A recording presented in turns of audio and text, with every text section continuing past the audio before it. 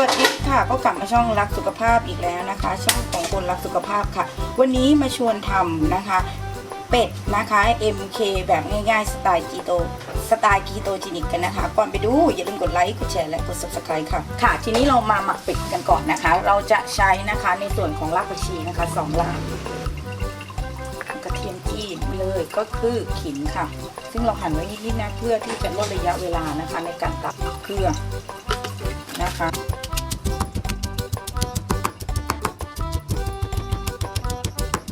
นี้เราจะใช้ส้มนะคะจิ้มนะคะเราใช้ประมาณ2 อันนะอันนี้ซื้อที่แมคโครนะคะเขาเป็นแบบเป็นตรงที่ตู้แช่แข็งนะคะจะได้ลักษณะอย่างนี้นะคะ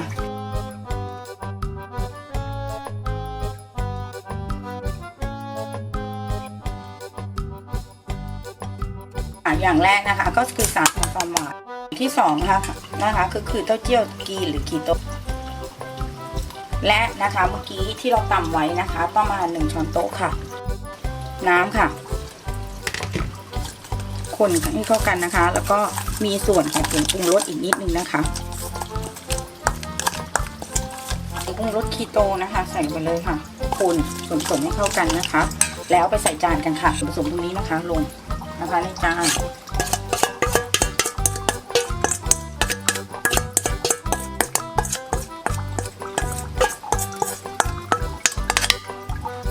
แล้วนะคะเอาเป็ดที่เราขึ้นไว้เมื่อกี้มาวางเลยค่ะ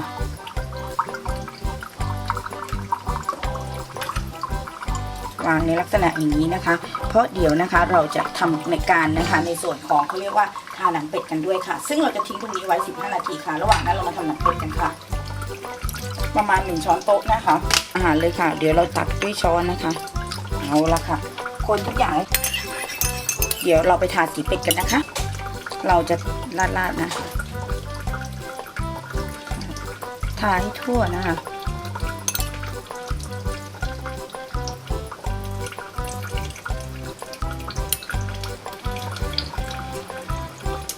ความแดงเราอยากได้แค่ไหนเอาแค่นั้นไปเลยนะ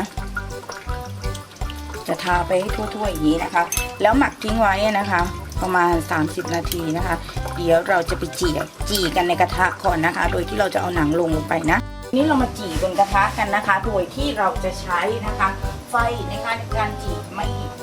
ไฟต่ำในการจี่นะคะแล้วก็เอาหนังลงนะคะเดี๋ยวเราเริ่มจี่กันค่ะนี่นะคะจี่พอหนังกรอบๆนะคะหลังจากนั้นนะคะเราเอาไปอบกันค่ะที่หนังกรอบๆด้านบนเลยค่ะแบบนี้นะ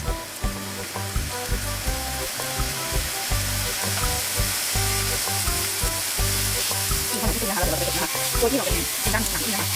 เราดูไปด้านนะคะเดี๋ยวนะคะมาดูนะคะสีนี้นะคะสีนี้ก็แดงนะเพราะว่าเรือจะดีออกสีนะคะสีนี้จะแดงนะก็จะทั้งสองนะคะกันนะคะที่ประมาณ230 นาทีนะคะสุกแล้วนะคะเดี๋ยวเรามาจัดจานกันนะคะโดยที่เราจะต้องไปทำน้ำราดนะคะแล้วก็จัดจานคู่กับ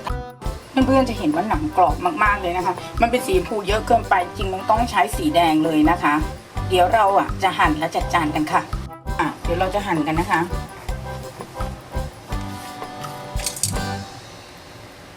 เราจะเริ่มหั่นกันนะคะแล้วก็ไปจัดจานกันค่ะรวมถึงใส่น้ำจิ้มนะคะราดลงไปนะคะ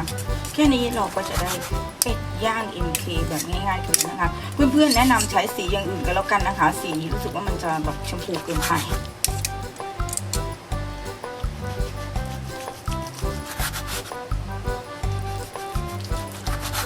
เดี๋ยวเราไปจัดจานกันเราจะจัดจานกันนะคะแล้วหลังจากนั้นเราไปทำน้ำราดกันนะคะพร้อมเสิร์ฟกับแตงกวากันค่ะนี่นะคะว่าน่ากินขนาดไหนเดี๋ยวเราไปทำน้ำราดกันค่ะเราจะใช้แป้งข้าวโพดนะคะ1 ช้อนโต๊ะนะคะและน้ำเปล่านะคะ2 ช้อนโต๊ะคนส่วนผสมให้เข้ากันค่ะให้แป้งข้าวโพดกับน้ำเปล่านะคะละลายเข้ากันให้หมดเราก็เอาส่วนผสมนะคะที่เหลือค่ะนี่นะคะที่เหลือทั้งหมดนะคะใส่ลงไปก่อนนี่ผงพะโล้ค่ะเต้าเจี้ยวนะคะ1 ช้อนโต๊ะน้ำนะคะค่ะคนทุกอย่างให้เข้ากันนะคะความหวานค่ะ เกลือค่ะแล้วเราไปตั้งไฟค่ะไฟเบาๆหน่อยนึงนะคะตั้งให้เดือดเลย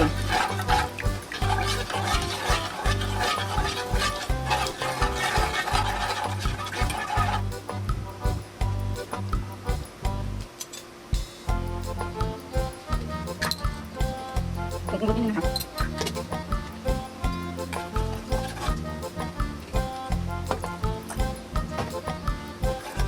ตั้งไฟจนเดือดนะคะพอเดือดปั๊บเราจะใส่นะคะในถุงแป้งข้าวโพดนะคะเพิ่มก้นนะคะข้าวโพดเรื่อยๆค่ะเพิ่มเรื่อยๆ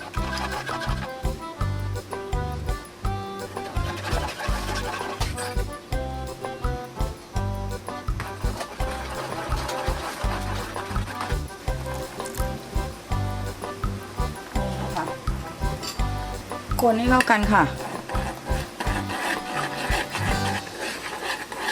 เพื่อให้มันข้นนะเดี๋ยวเราจะไปราดในส่วนของเป็ดกันค่ะเสร็จแล้วแค่นี้นะคะจะไปราดเราจะราดกันนะคะไหนน่ากินขนาดนี้นะคะแค่นี้เราก็ได้เป็ด MK นะคะสไตล์คีโตจีนิกกันแล้วนะคะแนะนำนิดนึงนะสีนะคะให้เป็นสีอย่างอื่นดีกว่าเนาะนะคะสีนี้คือมันออกชมพูไปนิดนึงนะคะก็ลองไปทำกันดูค่ะสำหรับคลิปนี้นะคะทีมงานรักสุขภาพก็ขอลาไปก่อนค่ะถ้าชอบคลิปนี้ก็อย่าลืมกดไลค์กันด้วยค่ะและที่สำคัญอย่าลืมกดแชร์ค่ะเพื่อบอกต่อคลิปดีๆเจอกันใหม่